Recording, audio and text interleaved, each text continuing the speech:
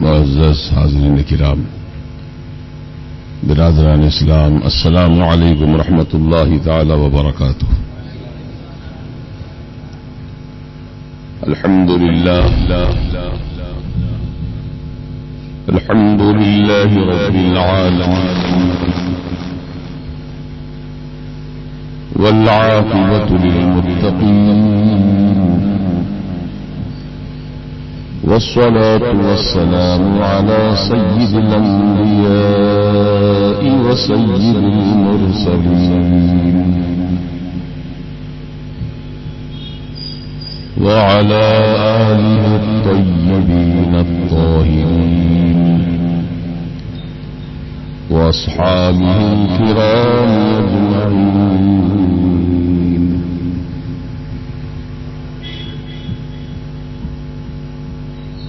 وعلى أتباعه وعلى أتقيائه خصوصا منهم على سيدنا وسيد الكل وشيخنا وشيخ الكل وغوثنا وغوث الكل سيدنا أبي محمد الشيخ عبد القادر الحسن الحسيني الجعفري الجيلاني رضي الله تبارك وتعالى عنه وعلى جميع أصوله الكرام وعلى جميع فروعه الفخام وعلى جميع مشائخه العظام رضوان الله تبارك وتعالى عليهم أجمعين. أما بعد، فأعوذ بالله من الشيطان الرجيم. بسم الله الرحمن الرحيم.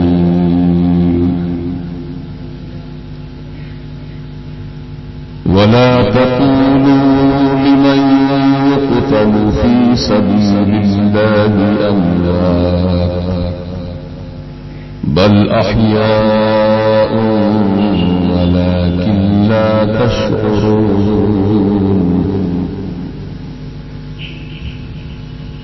صدق الله العظيم وبلغنا رسوله النبي المتين الأمين الكريم. بعد توحید کے متوالو، شمع رسالت کے پروانوں، نبی اور آل نبی سے محبت رکھنے والوں، غوث و خواجہ و رضا کے چاہنے والوں،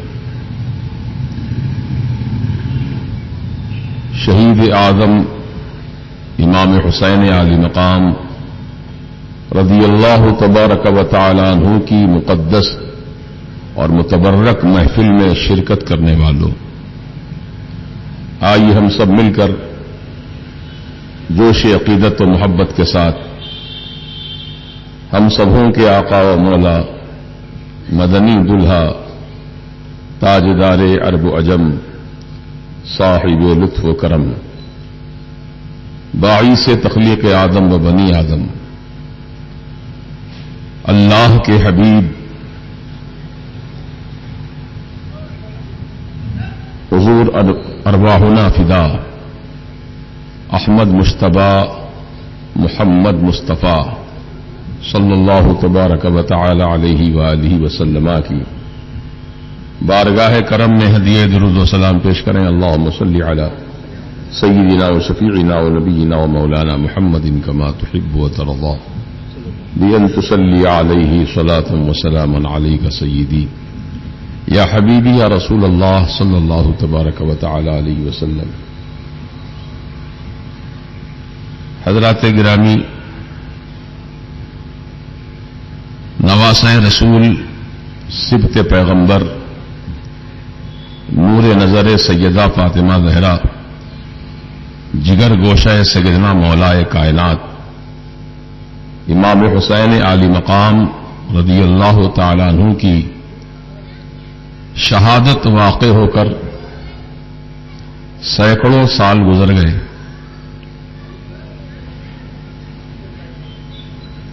لیکن آج تک امام حسین عالی مقام رضی اللہ تعالی عنہ کی اس بے مثال قربانی اور عظیم الشان شہادت کا تذکرہ پورے جہان میں ہو رہا ہے، اور جب تک یہ زمین کا فرش بچھا ہوا ہے حسین کا تذکرہ ہوتا رہے گا، جب تک یہ آسمان کا شامیانہ کھڑا ہے حسین کا ذکر ہوتا رہے گا، چاند و سورج کی نورانی قندیلیں جب تک روشن ہیں حسین عالی مقام کی یاد ہوتی رہے گی، ستاروں کی انجمن جب تک باقی ہے حسین کی محفلیں سجتی رہیں گی، حسین کے چاہنے والے نہ کل کم تھے، نہ آج کم ہیں، نہ قیامت تک کم ہوں گے، ان کی محبت کا دم بھرنے والے ہر دور میں رہے ہیں، ہر دور میں رہیں گے۔ اسی لیے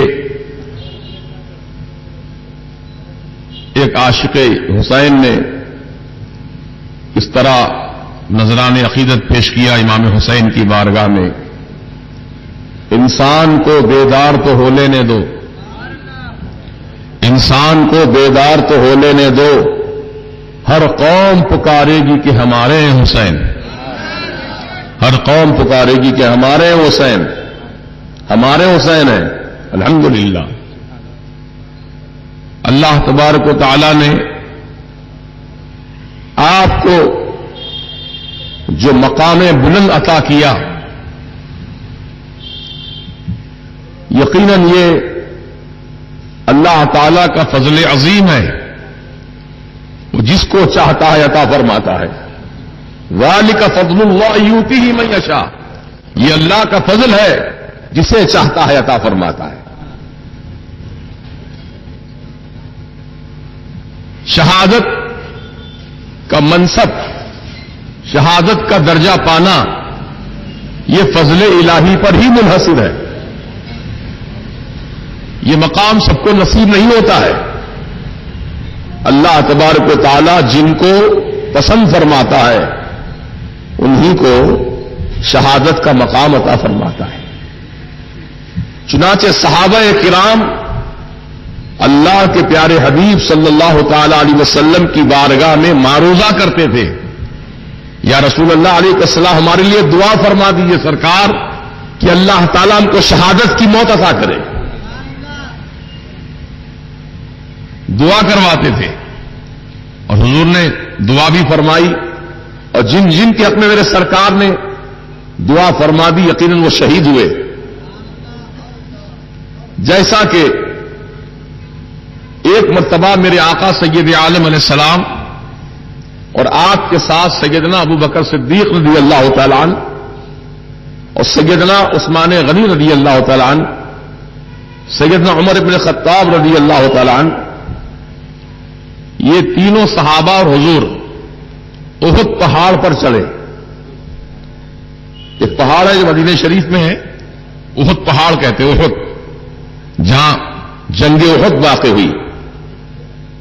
جب میرے آقا پہاڑ پر چڑھے، صدیق اکبر رضی اللہ عنہ بھی ساتھ ہیں، فاروق اعظم رضی اللہ عنہ بھی ساتھ ہیں، عثمان غنی رضی اللہ عنہ بھی ساتھ ہیں، تو پہاڑ خوشی سے جھومنے لگا۔ اللہ اکبر! حالانکہ پتھر ہے، وہ انسان نہیں ہے، پتھر ہے۔ لوگ کہتے ہیں کہ وہ بے جان چیز ہے، لیکن نہیں، وہ بے جان نہیں ہے، وہ بھی جان رکھتا ہے، وہ شعور رکھتا ہے، فہم رکھتا ہے، ادراک رکھتا ہے۔ تبھی تو نبی علیہ الصلوۃ والسلام کے پہاڑ پر جلوہ فرما ہونے پر پہاڑ نے پہچانا کہ کون آیا ہے میرے اوپر، خوشی سے جھومنے لگا، خوشی سے جھومنے لگا۔ میرے آقا علیہ السلام نے پہاڑ پر ایڑی ماری، فرمایا یا احد اسکت، اے احد پہاڑ ٹھہر جا خاموش، تیرے اوپر اس وقت اللہ کا ایک نبی ہے، ایک صدیق ہے اور 2 شہید ہیں۔ کیا فرمایا حضور نے؟ ایک نبی ہے، ایک صدیق ہے اور 2 شہید ہیں۔ ہمارے آقا علیہ السلام اللہ کے نبی ہیں، سب جانتے ہیں۔ سیدنا ابوبکر صدیق رضی اللہ تعالیٰ عنہ یہ صدیق ہیں، یہ بھی سب جانتے ہیں۔ لیکن حضور نے فرمایا کہ 2 شہید ہیں، سیدنا عمر ابن خطاب رضی اللہ تعالیٰ عنہ اور سیدنا عثمان غنی رضی اللہ تعالیٰ عنہ، یہ دونوں صحابہ حضور کے ساتھ ہیں۔ حضور نے فرمایا یہ دونوں شہید ہیں، ابھی ظاہری حالت میں موجود ہیں، حیات ظاہری میں موجود ہیں، ابھی شہید نہیں ہوئے ہیں، لیکن حضور نے پیشن گوئی فرما دی یہ شہید ہے، اور واقعی شہید ہوئے۔ سیدنا عمر ابن خطاب رضی اللہ تعالیٰ عنہ 26 ذی الحجہ کو مدینہ شریف کی مسجد نبوی شریف میں ابو لولو فیروز نام کا مجوسی آپ کو حالت نماز میں آپ پر وار کیا، اس طرح خنجر چلائے زہر میں بجھے ہوئے کہ سیدنا عمر ابن خطاب رضی اللہ تعالیٰ زخموں سے چور چور ہو گئے، خون بہنے لگا، اور صف میں جو کھڑے تھے مسلمان 13 مسلمانوں پر حملہ کیا ابو لولو نے، زخمی کیا، اس میں سے 6 تو آن دی اسپاٹ شہید ہو گئے۔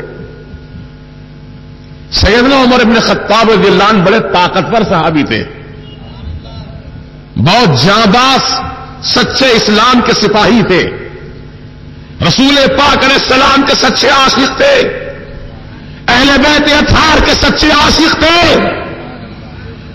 امام حسین رضی اللہ تعالی عنہ کی محبت تو ایسے آپ کے دل میں بسی تھی، اللہ اکبر۔ ایک مرتبہ کا واقعہ یاد آتا ہے کہ سیدنا عمر ابن خطاب رضی اللہ تعالیٰ عنہ کا دور خلافت ہے، آپ خلیفہ ہیں، امام حسین رضی اللہ تعالیٰ عنہ موجود ہیں۔ حضرت عمر ابن خطاب کے صاحبزادے جن کا نام عبداللہ ابن عمر رضی اللہ تعالیٰ عنہما ہے، وہ کھجور کے درخت پر چڑھے تھے اور پکی ہوئی کھجوریں توڑ توڑ کر کھا رہے تھے۔ امام حسین رضی اللہ تعالیٰ عنہ وہاں تشریف لے آئے، بچپنا ان کا بھی ہے، بچپنا ان کا بھی ہے، حضرت عبداللہ ابن عمر بھی بچپنے کی حالت میں ہے، امام حسین بھی بچپنے کی کیفیت میں ہے۔ کہا عبداللہ، آپ نے دیکھا حسین کھڑے ہیں، کہا بتائیے کیا بات ہے؟ کہا میں کھجور کھانا چاہتا ہوں، تو کچھ کھجوریں انہوں نے توڑ کر نیچے ڈالی، امام حسین نے اس کو اٹھایا اور تناول فرمایا اور مزید مطالبہ کیا، مزید کھجور دینے کا مطالبہ کیا۔ تو عبداللہ ابن عمر نے کہا کہ ٹھہرو، انتظار کرو، پہلے میں کھا لوں اس کے بعد تم کو دوں گا۔ امام حسین کو جلال آ گیا، بچپنا ہے، کہا کہ غلام زادے تمہاری یہ مجال کہ تم مجھے ٹھہرنے کے لیے کہتے ہو؟ غلام زادے کہا۔ حضرت عبداللہ ابن عمر نے اپنے آپ کو غلام زادہ، یعنی غلام کا بیٹا، یعنی میرا باپ غلام ہے، میں غلام کا بیٹا ہوں، اتنی بڑی بات کہی امام حسین نے۔ بڑے ناراض ہو گئے عبداللہ ابن عمر، بچپنا ہے، کھجور کے درخت سے نیچے اترے جلدی جلدی۔ امام حسین بھی اپنے گھر چلے گئے اپنے والد ماجد کی خدمت میں، سیدنا عمر کی خدمت میں گئے عبداللہ، کہنے لگے بابا جان بڑا غضب ہو گیا ہے۔ کہا کیا ہوا؟ سارا واقعہ سنایا انہوں نے۔ کہا امام حسین نے آپ کو غلام کہا اور مجھ کو آپ کا غلام زادہ کہا۔ کہا کیا کہہ رہے ہو تم؟ کہا ہاں ایسا کہا ہے انہوں نے۔ کیا کہہ رہے ہو تم؟ غلام زادہ کہا مجھ کو۔ ابا جان حسین نے کہا، میں یقین سے کہتا ہوں، حلفیہ بیان دے سکتا ہوں، امام حسین نے ایسا ہی کہا ہے۔ اچھا ایسا ہی کہا انہوں نے، بالکل سچی بات ہے، ہاں یقینی سچی بات ہے۔ حضرت عمر ابن خطاب رضی اللہ عنہ اپنے مسند خلافت سے اٹھے، اپنے بیٹے کا ہاتھ پکڑا عبداللہ کا، اور امام حسین کے مکان پہ چلے گئے۔ دروازہ بند تھا، دستک دی، اندر سے امام حسین نے آواز دی، کون ہو؟ کہا کہ غلام اور غلام زادہ دونوں حاضر آئے ہیں۔ اللہ اکبر، غلام اور غلام زادہ دونوں حاضر آئے، سرکار آپ سے ملاقات کا شرف حاصل کرنا چاہتے ہیں۔ امام حسین لرز گئے، جلیل القدر صحابی ہیں، سرکار نے جن کی عظمت کا تذکرہ 88 احادیث میں فرمایا ہے وہ عمر ابن خطاب رضی اللہ تعالیٰ۔ میرے بعد اگر نبی ہوتا کوئی تو اللہ تعالیٰ عمر کو نبی بناتا، وہ اوصاف ان کے اندر موجود تھے۔ وہ عمر آج امام حسین کے دروازے پر کھڑے ہیں۔ امام حسین پر سکتہ طاری ہو گیا، شرمندگی ہونے لگی کہ میں نے کیا کہہ دیا، جذبات میں نے کیا کہہ دیا، غلام اور غلام زادہ کہہ دیا۔ بڑی ہی خجالت، شرمندگی کا احساس لیے ہوئے امام حسین خرامہ تشریف لائے، دروازہ کھولا، سلام کیا اور نظروں کو نیچے جھکا لیا۔ کہا شہزادے آپ شرمندہ نہ ہو کہ میرے بیٹے کو آپ نے غلام زادہ کہا، حضور آپ شرمندہ ہرگز نہ ہو، آپ خجالت کا مظاہرہ نہ کریں، بلکہ سرکار میں آپ سے پوچھنے نہیں آیا ہوں کہ آپ نے کیسے کہا غلام زادہ، میں پوچھنے نہیں آیا ہوں بلکہ آپ کی بارگاہ میں معروضہ لے کر آیا ہوں۔ اے امام حسین، اے شہزادہ رسول، آپ نے جو کہا ہے وہ لکھ کر دے دیجیے، وہ لکھ کر دے دیجیے۔ امام حسین نے کہا لکھنے کی بات کیوں کرتے ہیں مجھ سے؟ کہا اس لیے شہزادے کہ حسین کا جب تحریر نامہ یہ ہوگا تو میں قبر میں اپنے ساتھ لے کر جاؤں گا، اور حشر کے میدان میں اٹھوں گا تو رب کی بارگاہ میں پیش کروں گا، مولا میں تو تیرے پیارے نبی کا غلام ہوں، ان کی آل کا غلام ہوں، اور میرا بیٹا عبداللہ ان کا غلام ہے، یہ سند میرے پاس رہے گی، اس سند کی بنیاد پہ اللہ پاک مجھ پر رحم و کرم فرما دے گا۔ دیکھیے کیسی محبت ہے اہل بیت کی۔ آج سیدنا عمر ابن خطاب رضی اللہ عنہ کے بارے میں لوگ شے میں گوئیاں کرتے ہیں، آپ کی شان میں تبرہ کرتے ہیں، گستاخی کرتے ہیں، وہ کان کھول کے سن لیں۔ تمام صحابہ کرام کا یہ مزاج رہا کہ نہ صرف رسول سے انہوں نے محبت رکھی بلکہ رسول کی آل پاک سے محبت رکھی، کیونکہ وہ جانتے تھے سرکار نے فرمایا ہے کہ جس نے حسن اور حسین سے محبت کی اس نے مجھ سے محبت کی، اور جس نے مجھ سے محبت کی اس نے اللہ تعالی سے محبت کی۔ تو اللہ کی محبت کا دار و مدار رسول کی محبت پر رکھا گیا ہے، رسول کی محبت کا دار و مدار آل رسول کی محبت پر رکھا گیا ہے۔ یہاں سے محبت شروع ہوتی ہے، ان کی محبت ہے تو رسول کی محبت ہے، رسول کی محبت ہے تو اللہ پاک کی محبت ہے۔ حسنین کریمین کی محبت نہیں تو رسول کی محبت نہیں، جب رسول کی محبت نہیں تو اللہ کی بھی محبت نہیں۔ تو محبت کی بنیاد حسنین کریمین ہے۔ بولیے محبت کی بنیاد کیا ہے؟ حسنین کریمین ہے رضی اللہ تبارک و تعالی عنہما۔ ان کی محبت ہی سے رسول کی محبت ہمیں نصیب ہوتی ہے، ان کی چاہت ہی سے رسول کی چاہت نصیب ہوتی ہے، اور رسول کی محبت سے اللہ تعالی کی محبت نصیب ہوتی ہے۔ دیکھیے حسنین کریمین رضی اللہ تبارک و تعالی عنہما یہ کون ہے؟ یہ سیدہ فاطمہ زہرا شہزادی رسول کے شہزادے ہیں، سیدنا علی مرتضیٰ کے شہزادے ہیں۔ اب ایک بات کی یہاں وضاحت کر دوں کہ سیدنا مولائے کائنات شیر خدا حیدر کرار رضی اللہ تعالیٰ عنہ سید بھی ہیں اور سید السادات بھی ہیں۔ بولیے سید بھی ہیں اور سیدوں کے سید بھی ہیں۔ یہ عقیدہ اہل سنت و جماعت کا ہے، اور یہ فقیر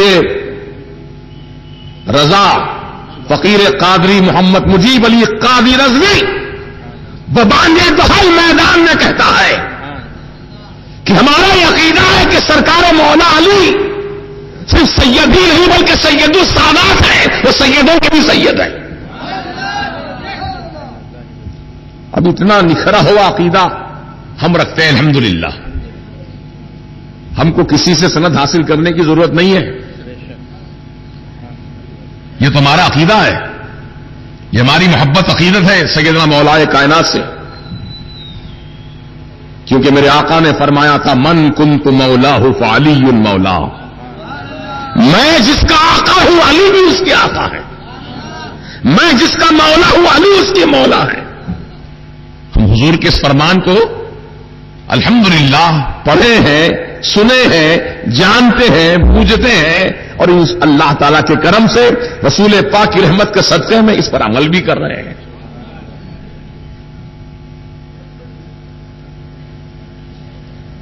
کیونکہ بعض نادان لوگ کسی کے تعلق سے بھی کچھ باتیں اڑا دیتے ہیں۔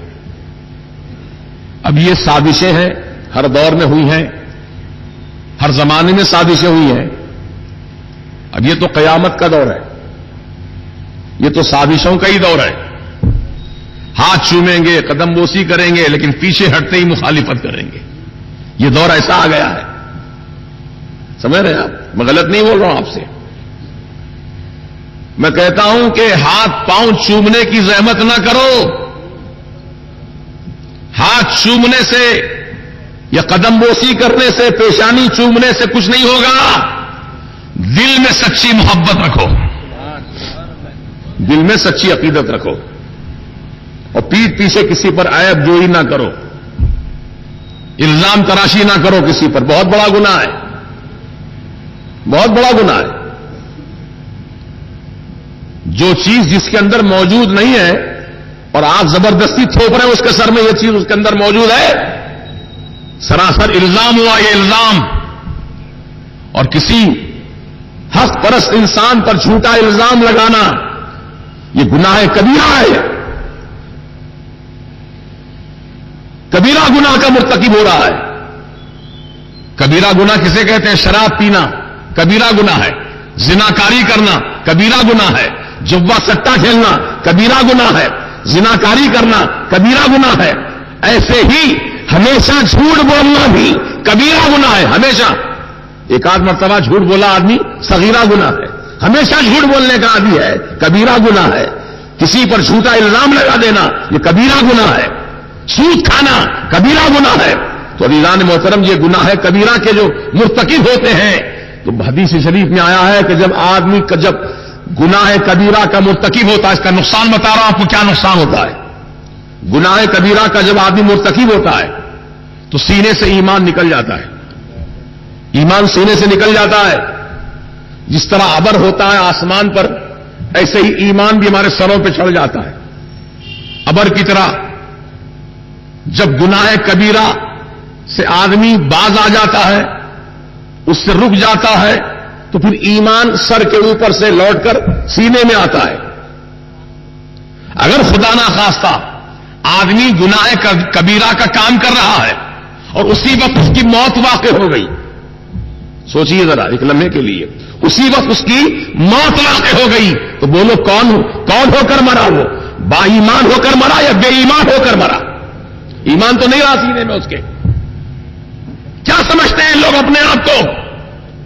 ہم جو چاہے کریں گے کہیں گے، پھر اپنے آپ کو سچا مسلمان کہلوائیں گے۔ اسلام کی یہ تعلیمات نہیں ہے، یہ تو شیطانی خرافات ہے اور شیطانی فرقے کے معاملے ہیں۔ مسلمانوں کو اس سے مکمل پرہیز کرنا چاہیے۔ ہاں، اگر تم نے اپنے کانوں سے کسی کی بات سنی ہے زبان سے، یا تحریر پڑھی ہے کسی کی، قلم سے تحریر پڑھی ہے، لکھی ہوئی تحریر پڑھی ہے، تب آپ کہہ سکتے ہیں کہ ہاں فلاں آدمی نے فلاں جگہ یہ کہا تھا، فلاں آدمی نے فلاں جگہ کتاب میں یہ لکھا تھا۔ نہ کوئی تحریر اس فقیر کی ایسی ہے، نہ تقریر میں کوئی جملہ ایسا ہے کہ میں نے مولا علی کو سید ماننے سے انکار کیا ہے، الحمدللہ آج تک کوئی تقریر میری ریکارڈ نہیں بتا سکتا ایسی کوئی کہ میں نے مولا علی سرکار کو سید ماننے سے انکار کیا ہے. الحمدللہ ہم تو رسول پاک قرآن رسول پاک اہل بیت اطہار کے غلام ہیں, ان کی غلامی کا دم بھرتے ہیں, اور انشاءاللہ جب تک یہ جان میں جان باقی ہے ان کی غلامی کا دم بھرتے رہیں گے.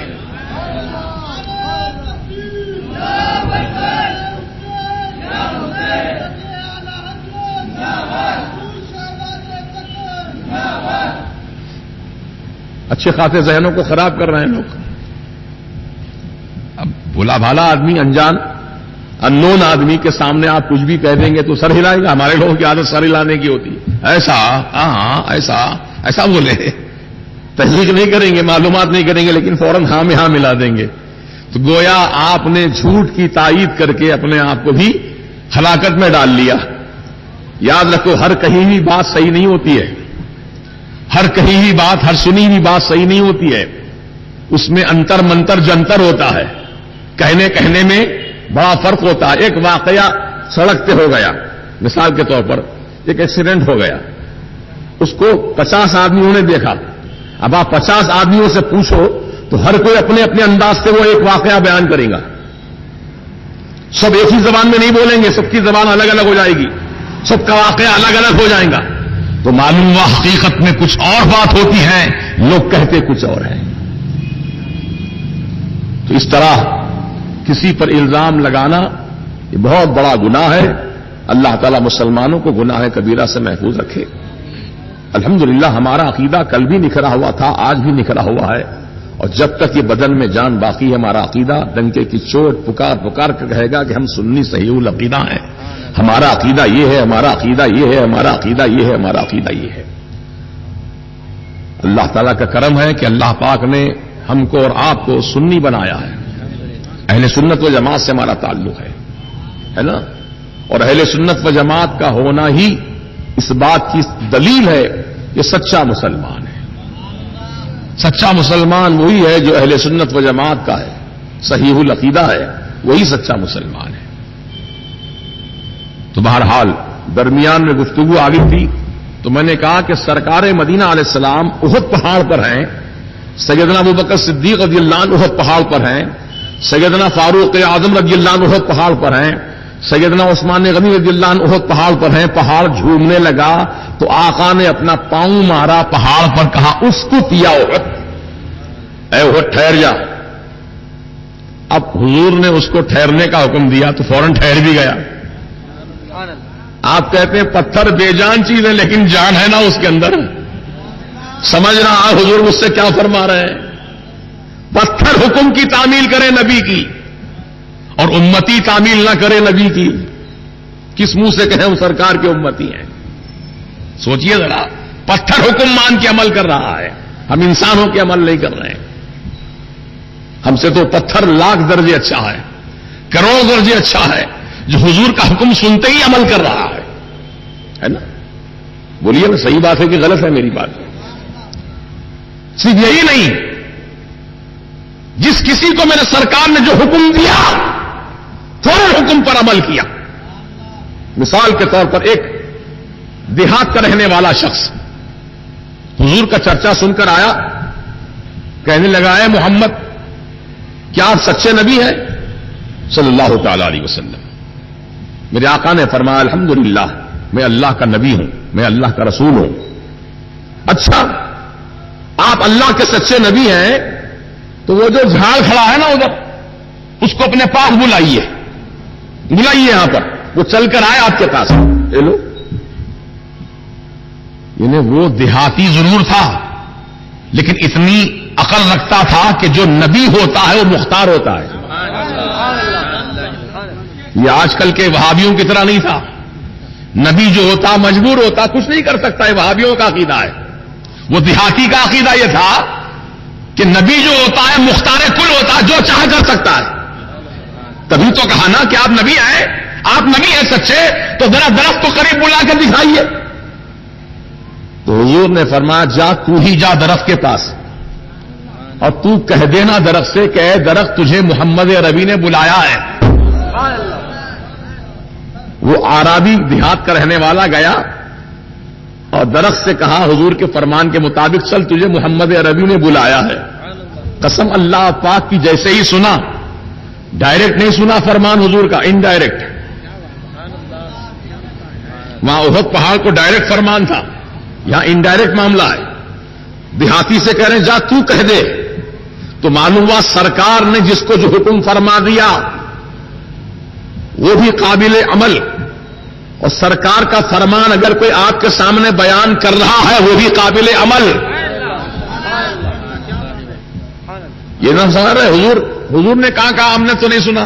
ارے حضور کی فرمان کی بات آپ نے نہیں سنی, لیکن حضور کا فرمان کوئی آپ کے سامنے نقل کر رہا ہے, بیان کر رہا ہے, تو اس کی بات پر یقین کرنا ہے, عمل کرنا ہے کہ نہیں ہے. درخت نے یہ نہیں کہا کہ ارے تیری کیا حقیقت ہے, تو مجھے بلانے والا کون ہوتا ہے, بلائیں گے تو وہ نبی خود بلا لیں گے, جہاں یہاں سے چل نکل. ایسا نہیں کہا.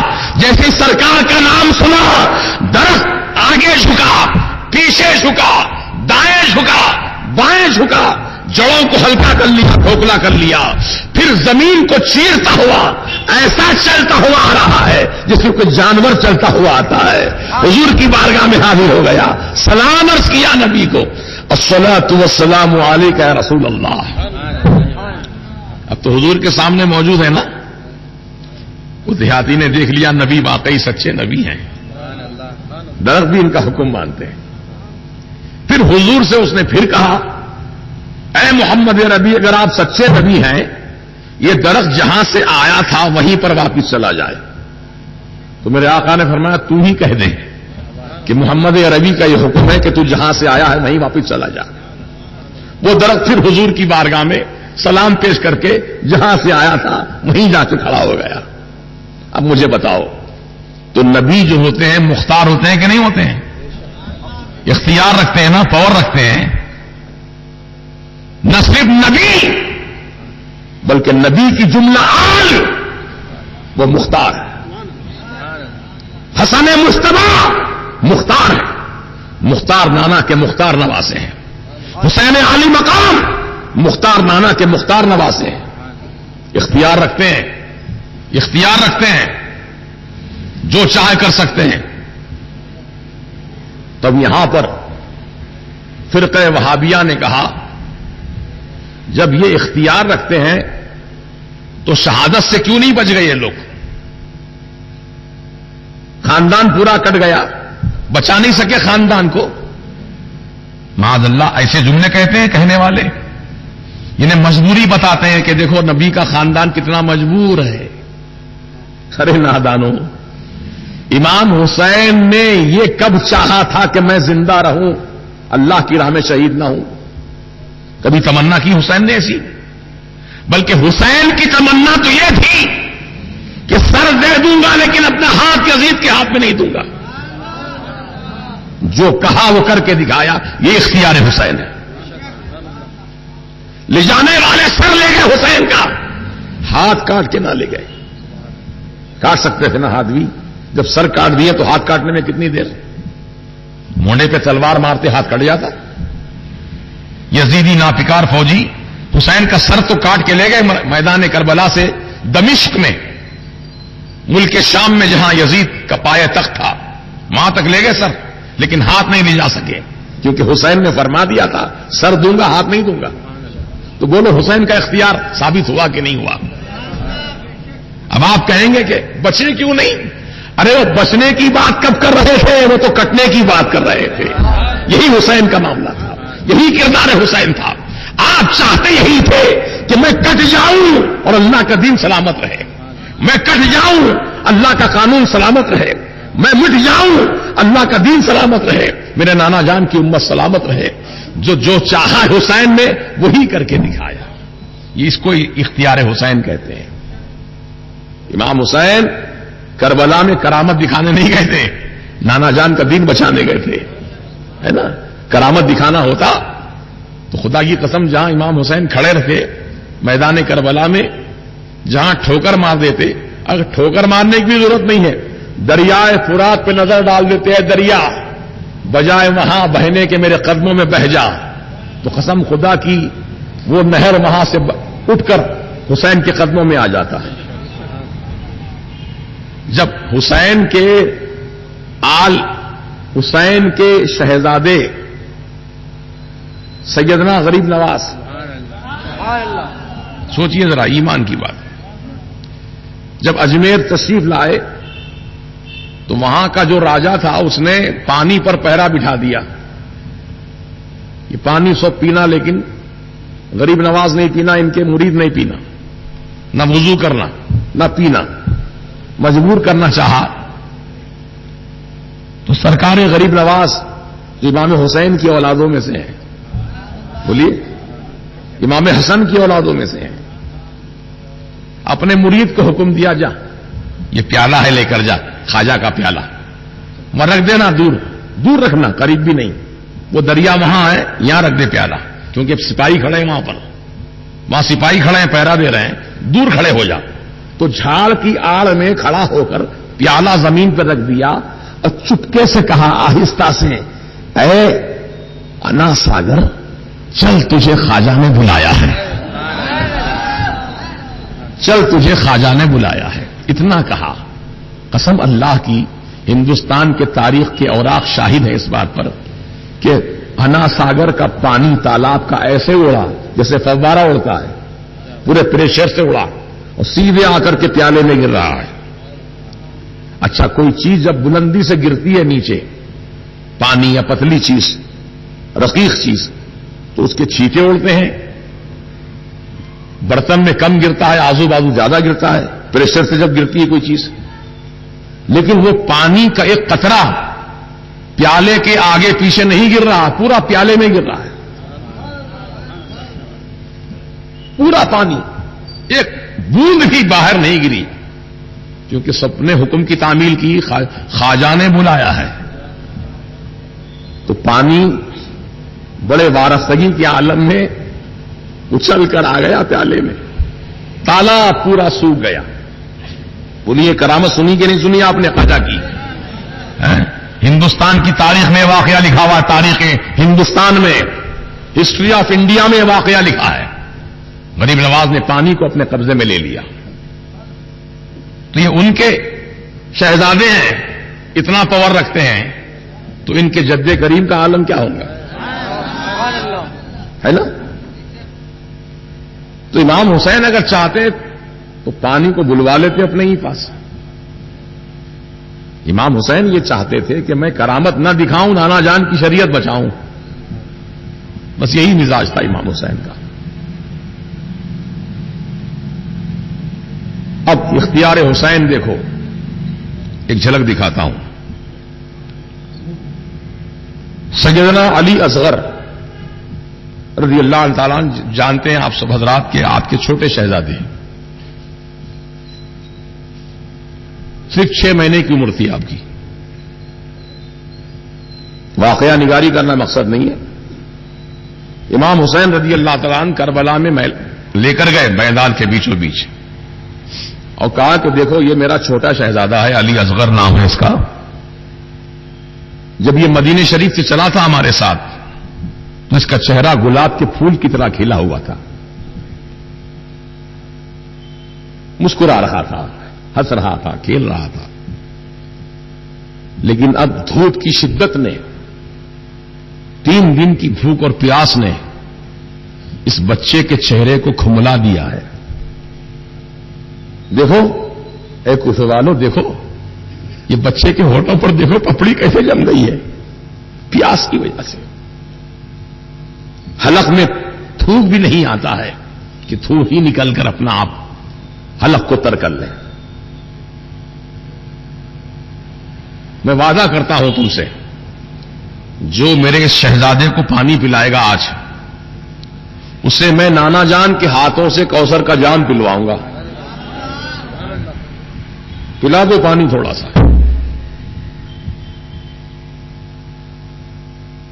ہرملا نام کا ایک یزیدی ناپکار زہر میں بجھا ہوا تیر کمان پہ چڑھایا اور نشانہ باندھ کر چھوڑ دیا۔ وہ تیر آنن فانن نکل کر فضاؤں کو چیرتا ہوا آیا، امام حسین کے گود میں بچہ ہے، ایسے ایسے پکڑے ہیں آپ، تو حلق میں تیر گھس گیا گردن کے پار نکل گیا، امام حسین کی پھسلی میں لگ گیا، اتنی زور سے پھینکا تھا اس نے. امام حسین رضی اللہ تعالیٰ عنہ نے اسی وقت اپنے شہزادے کے جسد کو اس طرح ہاتھوں میں بلند کیا اور رب کی بارگاہ میں عرض کیا، مولا کربلا کا سب سے چھوٹا مسافر علی اصغر، اس کی قربانی قبول فرما لے. اے مالک و مولا، 1000 علی اصغر بھی تو مجھے عطا فرماتا تو میں سب تیری راہ میں قربان کرتا چلا جاتا. جذبہ حسینی دیکھو آپ. امام حسین اپنے شہزادے کے اس چھوٹے سے جسم کو جو شہید ہو چکے ہیں ہاتھ میں لے کر آ رہے تھے واپس. گھوڑے پر بیٹھے، ایک ہاتھ سے بچے کی لاش کو پکڑا، ایک ہاتھ سے گھوڑے کی لگام کو پکڑا. اتنے میں کسی پکارنے والے نے آپ کو پکارا، دور سے، بہت دور سے پکارا، یا حسین المدد، اغثنا یا حسین، حسین ہماری مدد کیجیے، ہماری مدد فرمائیے. امام حسین نے وہ آواز سنی اور متوجہ ہو گئے کہاں سے پکار رہا پکارنے والا.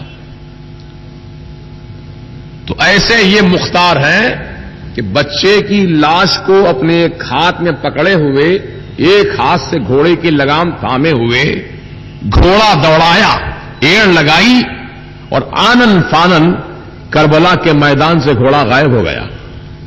چلے گئے حسین، بچے کی لاش ساتھ ہے، چلے گئے. تھوڑی دیر کے بعد پھر واپس تشریف لے آئے حسین کربلا میں. تو دیکھا تو آپ کی آستین، کرتے کی آستین جو ہے وہ پانی میں پوری بھیگی ہوئی تھی اور پانی کے قطرے ٹپک رہے تھے اس سے. تو آپ کے جانثار ساتھیوں میں سے جو موجود تھے انہوں نے پوچھا، حضور کیا آپ پانی پینے گئے تھے؟ آستین بھیگی ہوئی ہے آپ کی، پانی کے قطرے ٹپک رہے ہیں، کہاں گئے تھے آپ؟ کہا میں پانی پینے نہیں گیا تھا، بلکہ پانی میں کچھ مسافر جس میں میرا ایک چاہنے والا بھی ہے دریا میں سفر کر رہے تھے، کشتی بھنور میں آ گئی تھی، انہوں نے مجھ کو مدد کے لیے پکارا تو میں ان کی مدد کو پہنچا اور کشتی پکڑ کر ان کی میں کنارے پہنچا کر آ رہا ہوں. جو کشتی پکڑ کر میں نے پہنچائی تو میرا آستین بھیگ گیا پانی میں، میں نے پانی پیا نہیں ہے. اللہ اکبر، یہ اختیار حسین. غور کیجیے، مختار نانا کے مختار نواز امام حسین ہے. تو امام حسین رضی اللہ تعالی عنہ کی شہادت جو ہے یہ اللہ تعالی کا فضل عظیم ہے. اگرچہ کہ واقعہ بڑا دردناک ہے، المناک واقعہ ہے، حیرت ناک واقعہ ہے، تعجب خیز واقعہ ہے. انسان کی عقل آج تک دنگ ہے، یہ کیسے ہو گیا واقعہ اتنا بڑا. لوگ نہ جانے کتنے آنسو بہاتے ہیں امام حسین کے اس المناک شہادت پر. المناک شہادت پہ آنسو بہانا ان کی نجات کا ذریعہ ہے. یہ آنسو کے قطرے نجات کا ذریعہ بنائے جائیں گے. عزیزان محترم، ہمارے آپ کے لیے ہم سنتے ہیں تو ہمارا دل تڑپتا ہے، لیکن حسین پاک پر جو گزری ہے ان کا کیا حل ہوا ہوگا؟ کیا وہ بے چین ہو گئے تھے، بے قرار ہو گئے تھے؟ نہیں، بالکل نہیں. بڑے مطمئن ہیں، بڑے اطمینان کے ساتھ ہیں. بھوک بھی ہے، پیاس بھی ہے، غموں کے طوفان ہیں، مصیبتوں کے انبار ہیں. امام حسین سب کو برداشت کر رہے ہیں. کیوں برداشت کر رہے ہیں؟ آخر کیا وجہ تھی؟ تو اس کا مختصر سا جواب یہی ہے پیارے کہ امام حسین رضی اللہ تعالی عنہ نے جب یہ دیکھا کہ میرے نانا جان نے جس دین اسلام کو بڑی حفاظت سے، اللہ کے دین کو مکمل حفاظت کے ساتھ، دیانت کے ساتھ اللہ کے بندوں تک پہنچا دیا، قرآن کی شکل میں، سیرت مصطفیٰ پیارے علیہ الصلوۃ والسلام کی شکل میں، اقوال زرین کی شکل میں، احادیث طیبہ کی شکل میں حضور نے دین پہنچایا نا. جو دین حضور نے پہنچایا تھا، جو قوانین اللہ اور اللہ کے رسول نے عطا کیے تھے، اس قانون شریعت کی دھجیاں اڑا رہا تھا یزید. دیکھیے آج کے دور میں بھی بہت سے یزیدی ہیں، نہیں ہے. دولت کا گھمنڈ اتنا ہے، اقتدار کا گھمنڈ اتنا ہے، نشہ ہے کرسی کا، اقتدار کا گھمنڈ ہے، ناجائز کام کر رہے ہیں، ظلم کر رہے ہیں، جو کام نہیں کرنا وہ کر رہے ہیں، اور یہ سمجھتے ہیں کہ ہم کو روکنے والا کون ہے. لیکن یہ جان لو، سمجھ لو اچھی طرح کہ جس طرح یزید پلیت نے اللہ کے دین کے قوانین کو تضحیق کا ذریعہ بنایا اور اللہ کے قانون کو توڑا، جس کی تفصیل ابھی آپ نے جاوید میاں سے سنی. شراب پیتا تھا، جوا کھیلتا تھا، عورتوں کو نچاتا تھا، بندروں کو نچاتا تھا. یہ سب محبوب مشغلے تھے یزید کے، کہ مسلمانوں کا امام بھی بنا تھا. امام حسین نے دیکھا کہ یہ ایسا مسلمانوں کا امیر نہیں ہو سکتا، بندروں کو نچانے والا، جوا سٹا کھیلنے والا، شراب پینے والا ہے. جو متقی پرہیزگار ہو، قانون شریعت کی پاسداری کرتا ہو، اللہ اور اس کے رسول کے احکامات پر عمل پیرا ہوتا ہو، وہی مسلمانوں کا امیر اور امام بن سکتا ہے.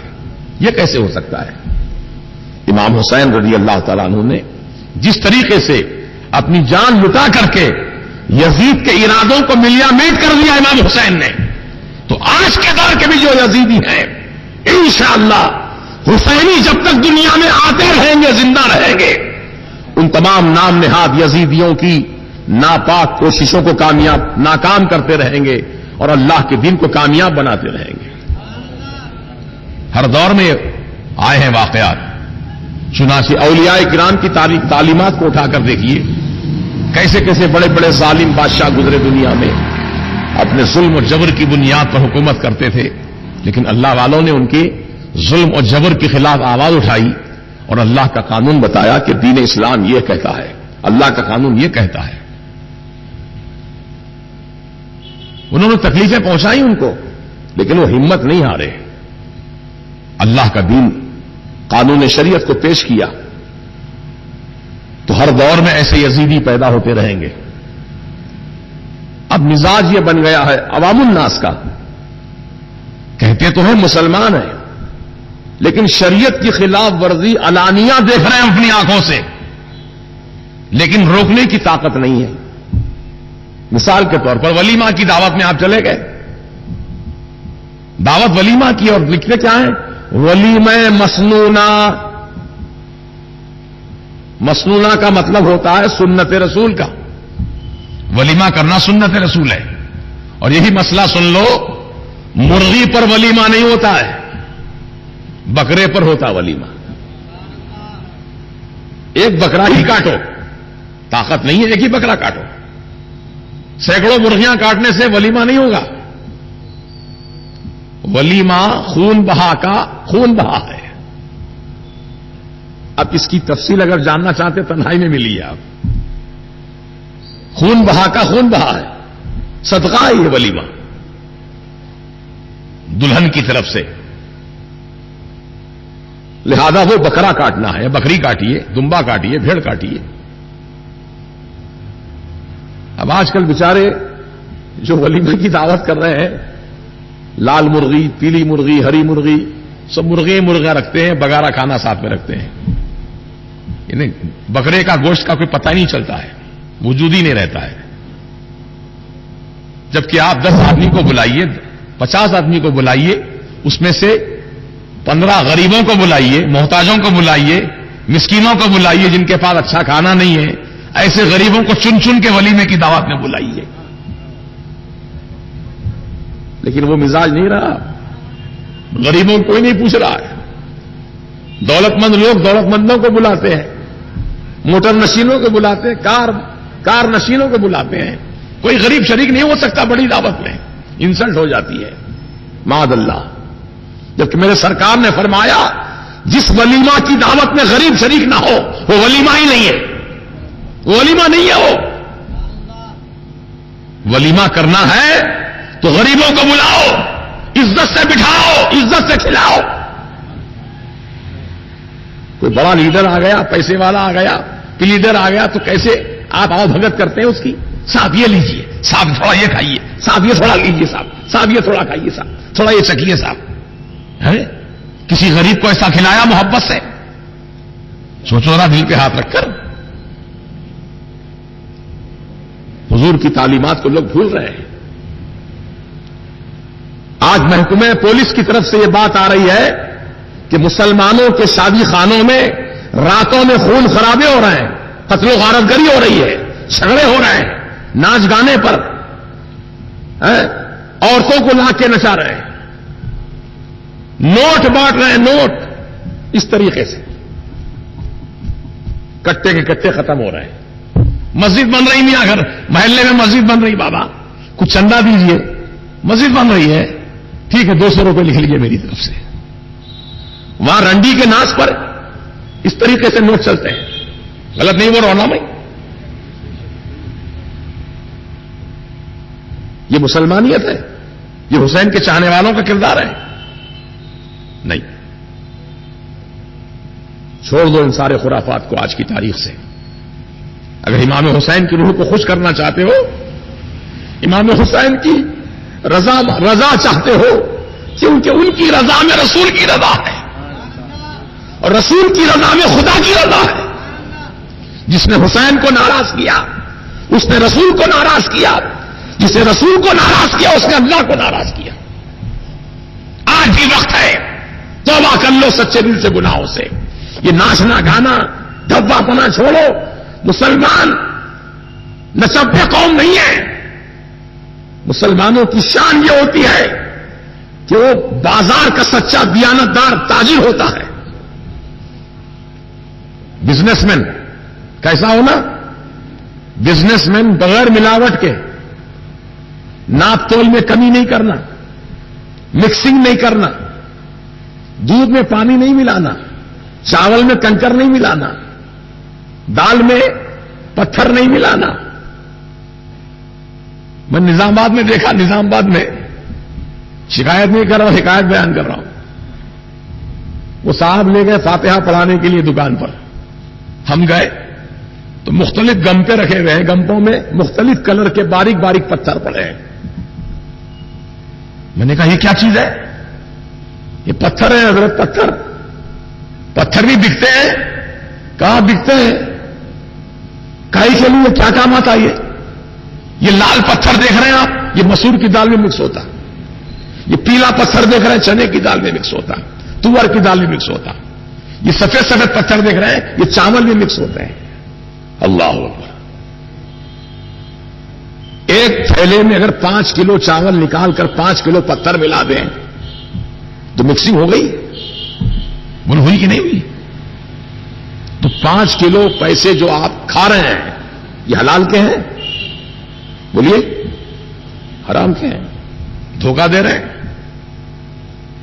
آج یہ چیز بہت عام ہو گئی ہے اور فیشن سمجھتے ہیں لوگ، دھوکہ دینے کو فیشن سمجھتے ہیں۔ نہیں، اسلام کی تعلیمات تو یہ ہے کہ کسی مال میں اگر عیب ہو، عیب، خریدار آ گیا کوئی اس مال کا تو بتا دو پہلے عیب اس کا کیا ہے، اس کے بعد سودا کرو۔ یہ اسلام کی تعلیمات۔ سیدنا امام اعظم ابو حنیفہ کپڑوں کے تاجر تھے رضی اللہ تعالیٰ۔ آپ کے پاس کپڑے کا ایک تھان تھا جس میں کچھ عیب تھا، سوراخ تھے، پھٹا ہوا تھا تھان۔ نوکر کو کہا دیکھو یہ تھان کا خریدار کوئی آ جائے تو پہلے تھان کھول کر اس کا عیب دکھانا، دیکھو بھائی یہ کپڑے میں یہ عیب ہے، اس کے بعد اس کا سودا کرو۔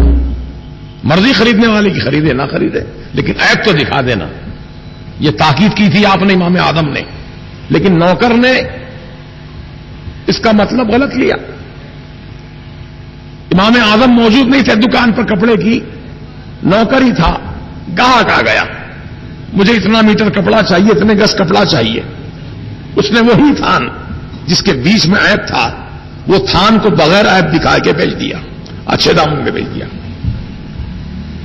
امام اعظم تشریف لائے تو اس نے بڑے جذبے میں آ کر کہا، حضرت میں نے وہ عیب والا تھان اتنی قیمت پہ بیچا ہے۔ تو امام اعظم نے پہلا سوال یہی کیا، تو نے خریدار کو عیب بتایا اس کا فالٹ بتایا پہلے، اس کا اندر کیا عیب ہے بتایا؟ کہا نہیں بتایا۔ کہ جا یہ نکال دولت باہر پہلے خزانے سے۔ غلے میں سے دولت نکالی، ہاتھ میں لے پکڑ، بغداد کی گلی کوچوں میں گھوم، کہاں ہے وہ خریدار تلاش کر، یہ پیسہ اس کو واپس کر۔ اس کو کہتے ہیں دیانت داری۔ کیا کہتے ہیں اس کو؟ تو جو دیانت دار بزنس مین ہوگا، اللہ تعالیٰ اس دیانت دار بزنس مین کو شہیدوں کے ساتھ کھڑا کرے گا قیامت میں، شہیدوں کے ساتھ میں کھڑے رہے گا۔ تو معلوم ہوا کہ دیانت داری سے تجارت کرنا بھی آج کے زمانے میں بہت بڑا جہاد ہے۔ شیطان تو چاہتا مال مکس کرو، خراب مال میں اچھا مال، اچھے مال میں خراب مال ملاؤ اور دھوکہ دے کر بیچ دو، لیکن اسلام کی تعلیمات اس کے سراسر خلاف ہے۔ اللہ تعالیٰ ہر مسلمان کو دیانت دار تاجر بنائے۔ تو مسلمان کی شان کیسی ہوتی ہے؟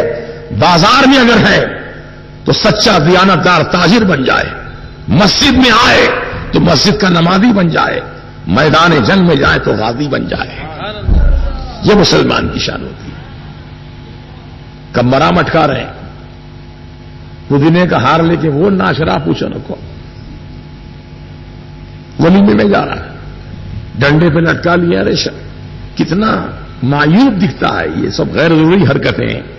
اگر آپ کو اپنے دوست سے محبت ہے، پھول پہنانا چاہتے ہیں تو لے جائیے آپ پھول کا ہار، لیکن یہ ناچتے کودتے پورے راستے تمام تماشا کرتے ہوئے جانے کی کیا ضرورت ہے؟ اس کی کوئی ضرورت نہیں ہے۔ یہ خرافاتی کام ہے، شیطانی عمل ہے۔ اپنے دوست کو ہار پہنائیے، خوشی کا اظہار کیجیے، جائز ہے، لیکن ناچنا کودنا یہ جائز نہیں ہے۔ تحفہ دیجیے، اور تحفہ آپ جو چاہے دے سکتے ہیں۔ مثال کے طور پہ کچھ برتن تحفے میں دیجیے، کوئی ضرورت کا سامان دیجیے، اور سب سے بہترین تحفہ جو ہے وہ ترجمے والا قرآن شریف دیجیے اعلی حضرت کا۔ بہار شریعت دیجیے، بہار شریعت قانون شریعت کتاب دیجیے، عورتوں کے لیے جنتی زیور کتاب دیجیے، تاکہ وہ عورت جب دلہن بن کے رخصت ہوں گی گھر سے جائیں گی، اسے مسئلہ پیش آئے گا کہ میں ناپاک ہو گئی، پاک کیسے ہونا میں؟ تو جنتی زیور کھولے گی، پڑھے گی مسئلہ پاک ہونے کا طریقہ کیا ہے۔ یہ تحفے دو میاں، یہ تحفے کارآمد تحفے ہیں، دیں گے انشاءاللہ ایسے تحفے۔ سونا چاندی بھی دینا ہے تو دو اس کے ساتھ میں، اللہ دیا ہے اگر آپ کو تو، لیکن پہلے یہ تحفہ دو۔ اللہ تعالیٰ ہمیں توفیق دے۔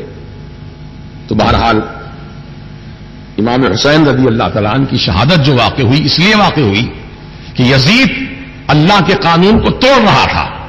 امام حسین یہ کہتے تھے کہ مت توڑ قانون الہی کو، مت توڑ شریعت کے قانون کو، تو اگر واقعی مسلمان ہے تو اس سے بعد آ جا، لیکن وہ نہیں سنا، کہا کہ میں توڑوں گا۔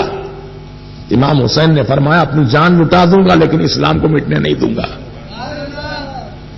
چنانچہ امام حسین نے کربلا کی دھرتی پر 10 محرم الحرام شریف کو آپ نے اپنے پورے خانوادے کے ساتھ اللہ کی راہ میں جانیں قربان کی اور اللہ کے دین کو برباد ہونے سے بچا لیا۔ آج الحمدللہ دنیا میں سب برے نہیں ہیں، اچھے بھی ہیں، سب بدکار نہیں ہیں، پرہیزگار بھی ہیں، سب گناہگار نہیں ہیں، سب کچھ نیکوکار بھی ہیں۔ تو جتنے نیکوکار ہیں، پرہیزگار ہیں، امام حسین کا صدقہ ہے جو ہم تک دین اسلام پہنچا ہے۔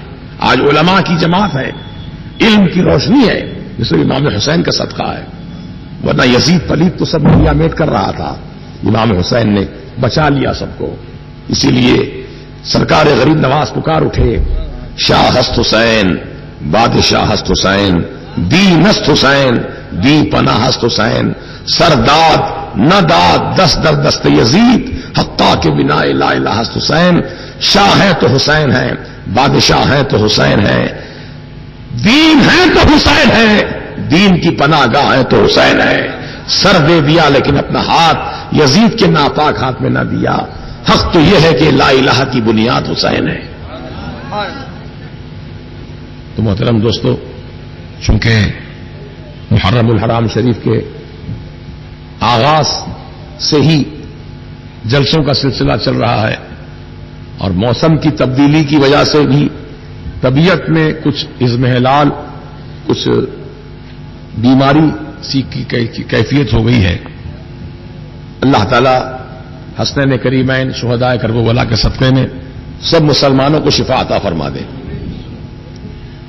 تو بہرحال میں نے جو آپ کے سامنے مختصراً ہی صحیح لیکن جو کارآمد باتیں بیان کی ہیں، اس پر انشاءاللہ عمل پیرا رہیں گے. ہم لوگ عمل کریں گے انشاءاللہ. بھولنا مت اس کو. ہمارے جاوید بھائی کو اللہ تعالیٰ اجر عظیم عطا فرمائے. یہ کون سا جلسہ ہے؟ 22واں سالانہ جلسہ ہے. گزشتہ سال بھی میری آج ہی کے دن طبیعت اتنی خراب تھی کہ میں دوائی کھا کر آدھا گھنٹہ آرام کر کے جلسے میں جانے کی نیت کیا تھا. دوائی کھا کر جو لیٹا تو ایسی نیند لگی کہ مجھے پتا ہی نہیں چلا کہ مجھے کہاں جانا تھا. اب ادھر یہ لوگ بیچارے پریشان ہو گئے کہ مولانا کیوں نہیں آئے جلسے میں. اس کی وجہ یہی تھی کہ طبیعت میری ناساز ہو گئی تھی اور میں سو گیا، بالکل بے خبر ہو کے سو گیا. ہوتا ہے کبھی، انسان بشر ہے. بہرحال گزشتہ سال نہ آنے کا مجھے بڑا قلق اور افسوس ہے، لیکن نیت تو تھی کہ آؤں گا لیکن نہیں آ سکا. اللہ تعالیٰ معاف فرما دے. لیکن یہ جلسہ 22واں سالانہ جلسہ ہے اور اس طریقے سے یہ ہر سال جلسہ منعقد ہوتا آ رہا ہے. انشاءاللہ جب تک یہ دنیا باقی ہے یہ جلسے منعقد ہوتے رہیں گے. چاہے ہم رہیں یا نہ رہیں، جلسے منعقد ہوتے رہیں گے. حسین کی یاد ہوتی رہے گی، حسین کا چرچا ہوتا رہے گا. مٹ گئے، مٹتے ہیں، مٹ جائیں گے دشمن تیرے، نہ مٹا ہے نہ مٹے گا کبھی چرچا تیرا، نہ مٹا ہے نہ مٹے گا کبھی چرچا تیرا. اللہ تعالیٰ اس مبارک محفل کو اپنی بارگاہ میں قبول فرمائے. اب کچھ اعلانات سن لیجئے. پہلا اعلان تو یہ ہے کہ انشاءاللہ 10 محرم کی صبح